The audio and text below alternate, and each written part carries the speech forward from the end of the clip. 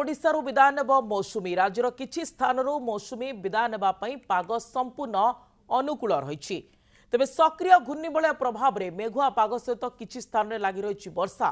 घूर्णिबलय प्रभाव में वज्रपात जनित वर्षा हेब, विशेषकर उपकूल और उत्तर आभ्यंतरीण ओडिशा रे तीव्रता अधिक रहीपे बोली आकलन करिछि पाणीपाग विभाग।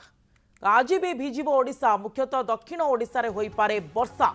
किछि किछि जिल्ला रे हालुकारू मध्यम धरणर वर्षा हेबार संभावना रही। मुख्यतः दक्षिण ओडिशा रे वर्षा होई पारे एवं जदि आपण देखिबे ताहाले किछि किछि जिल्ला रे मध्यम धरणर वर्षा मध्य होई पारी ये संभावना रही एवं हालुकारू मध्यम धरणर वर्षा हेबार संभावना रही। जहाँ आंचलिक पाणीपाग विभाग पक्षरु सूचना मिलुछि उत्तर उपकूल ओडिशार किछि स्थान रे कां भां वर्षा होई पारे। उत्तर उपकूल ओडिशा पई ये संभावना रही। उपकूलवर्ती एवं दक्षिण आभ्यंतरीण जिलागुड़िक वर्षा सहित वज्रपातर संभावना रही। वर्षा हेब ता सहित वज्रपात भी हेब। सक्रिय घूर्णिबलय प्रभाव में किछि किछि स्थान रे वर्षा एबे भी जारी रही।